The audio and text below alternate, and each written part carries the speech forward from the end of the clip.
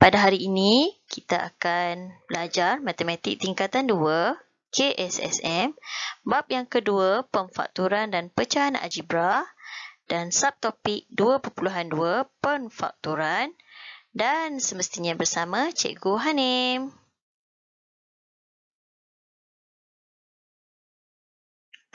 Baiklah, pada kali ini kita akan pergi kepada 2.2.1, konsep faktor dan pemfakturan. Okey pelajar, sebenarnya semasa di tingkatan 1, kamu telah belajar tentang faktor. Faktor sepunya dan juga faktor sepunya terbesar. Ingat lagi tak? Pemfakturan ialah proses mengenal pasti faktor sebutan dan ungkapan algebra dan apabila didarabkan akan menghasilkan ungkapan asal. Okey, nanti cikgu akan tunjukkan apakah pemfakturan. Pemfakturan juga merupakan proses sungsangan kepada kembangan. Okey, kembangan ini kita telah belajar pada video yang lepas. Jadi, ianya merupakan songsangan kepada kembangan. Jadi, pemfakturan dan kembangan ni kita kata ada kaitan dia. Bila kita buat pemfakturan, maksudnya kita boleh juga buat kembangan. Okey, kita lihat di sini. A kurungan A tambah B sama dengan A kuasa 2 tambah AB. Okey, apa yang kita telah belajar minggu lepas, di mana apabila kita darabkan A darab dengan A, okey, kita akan dapat A kuasa 2 dan A didarabkan dengan B, kita akan dapat AB. Jadi dapatlah A kuasa 2 tambah AB, di mana A tersebut adalah merupakan kembangan. Bila ada kurungan ni, kita kata dia kembangan lah. Bila dia hilang kurungan, daripada ada kurungan, hilang kurungan, kita panggil dia kembangan. Okey, tetapi apabila daripada A kuasa 2 tambah AB kepada A kurungan A tambah B, ianya merupakan pemfakturan. Okey, terbalik dia sahaja. Okey, bila daripada yang tak ada kurungan, ada hasil wujudnya balik semula kurungan, bermaksud ianya merupakan pemfakturan. So, faktor ni memang kita akan jumpa kurungan semula. Baiklah, kita akan lihat contoh kita. Di sini kita ada 7P. Okey. Jadi, apakah faktor bagi 7P ini? Okey, yang pertama kita boleh katakan 1 darab dengan 7P. Okey, 1 merupakan faktor bagi semua nombor. Kemudian, kita boleh katakan juga 7 darab dengan P juga merupakan faktor yang yang seterusnya. Jadi, di sini kita ada 1 darab dengan 7P dan juga 7 darab dengan P. Ada tak lagi nombor lain yang kita boleh hasilkan 7P? Tiada. Maka, kita boleh katakan faktor ialah nombor bulat atau sebutan yang membahagi tepat sebutan lain. Jadi ini adalah nombor yang memang kita bila darabkan, kita akan dapat, kita bahagikan, kita akan dapat nombor yang tepat. Jadi, maka faktor ialah 7P ialah 1, 7P dan juga 7P. Ini merupakan faktor. Okey. Faktor sepunya ialah faktor bagi sebutan algebra yang membahagi dengan tepat 2 atau lebih sebutan lain. Dan faktor sepunya terbesar kita boleh panggil sebagai FSTB, faktor yang terbesar antara semua faktor sepunya.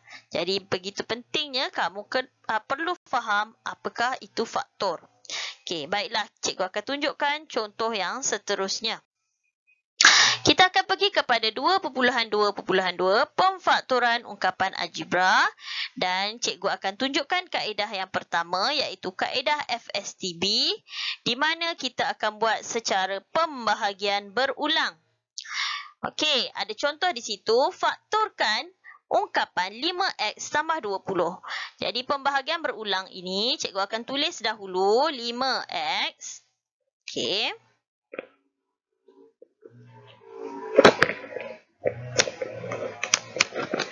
Okey, kejap ya.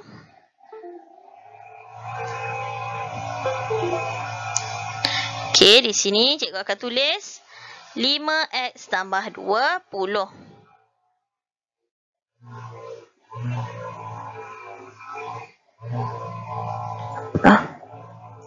Sekejap, padam balik. Tak boleh. Okey. 5x tambah 20. Cikgu tulis balik daripada soalan ini. Okey, kita buat pembahagian berulang. Maksudnya kita bahagi ke bawah macam tu ya. Okey, jadi kita akan lihat dulu nombor. Cikgu suka bulatkan dahulu nombor. Jadi kita tengok 5 dan 20. 5 dan 20 ada dalam sifir yang sama. Sifir apa? Betul, sifir 5. Jadi kita keluarkan 5. Okey, jadi 5 bahagi dengan 5 adalah 1. Jadi 1x. Okey, tambah turun balik tambah 20 bahagi 5. 20 bahagi 5 kita akan dapat 4. Okey, sekarang yang tinggal nombor 1 dan juga nombor 4. Ada tak dalam sifir yang sama? Hanya ada dalam sifir 1. Jadi tak perlulah. Okey, kita lihat pula pada huruf. Okey, huruf yang ada huruf X sahaja. Tetapi pada 4 ada tak huruf X? Tiada. Jadi kita tak perlu buat apa-apa. Maka inilah bentuk yang kita akan dapat. Jadi boleh tak kita tinggalkan jawapan dalam bentuk macam ni? Tak boleh. Faktor mesti dalam ada kurungan. Jadi nombor 5 ini kita akan tulis dia di luar. Okey, di awal. Kemudian yang tinggal ini, yang di bawah ini. Okey. Jadi 1x ni kita tulis x sajalah. Kurungan x tambah 4.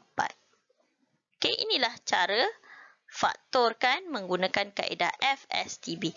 Jadi macam mana kita nak tahu betul ataupun salah jawapan kita? Kita kembangkan balik. Kita semak jawapan dengan cara kembangkan.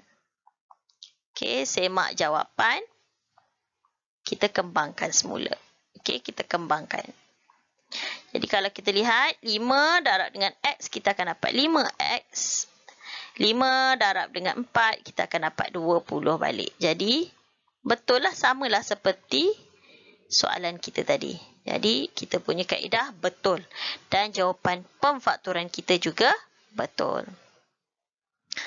Baiklah, kita pergi kepada B. Faktorkan ungkapan 9M tolak 27MN. Okey, di sini sama macam tadi. 9M tolak 27MN. Buat pembahagian berulang. Bulatkan nombor dulu. 9 dan 27 ada dalam sifir 3. Betul? 3. Okey, kita buat dengan sifir 3 dulu. 9 bahagi 3, 3. M turun balik. Tolak. 27 bahagi 3, 9. M dan N kita turun balik huruf dia. Tapi kalau kita lihat, 3 dengan 9 ni ada lagi lah. Dalam sifir 3 lagi. Tak apa. Kita bulatkan lagi. Dan kita bahagi lagi. Okey, ada pelajar dia tak boleh nak ingat sifir yang lebih besar. Jadi tak ada masalah. 3 bahagi 3, 1 ataupun M sahaja. Tolak 9 bahagi 3, 3 M N. Okey, jadi sekarang kita dah tengok pada nombor. Selesai pada nombor, dah tak ada nombor yang sama boleh dibahagi. Kita tengok pada huruf. Ini adalah huruf M, ini M N. Ada tak huruf yang sama? Betul, ada huruf M. Jadi kita boleh bahagikan dengan huruf M. Jadi M bahagi M, kita akan dapat 1. Tolak 3 turun balik 3. M bahagi M tadi adalah 1. Jadi kita tak perlu tulis. Dan N. Okey. So sekarang ada lagi tak huruf ataupun nombor yang sama? Tiada dah. Jadi sekarang macam mana kita nak tulis yang duduk di sebelah kiri ni? Adakah 33? Okey, bukan ya. Ini semua adalah darab. Darab ni. Jadi kita akan tulis dia sebagai 3 darab 3, 9M. Tutup kurungan. Ambil nilai yang di bawah ini. Okey. Jadi di bawah itu adalah 1 tolak 3N. Tutup kurungan. Bila cuba kembangkan balik, kita akan dapat jawapan yang sama seperti contoh tadi. Jadi inilah cara dia. Okey.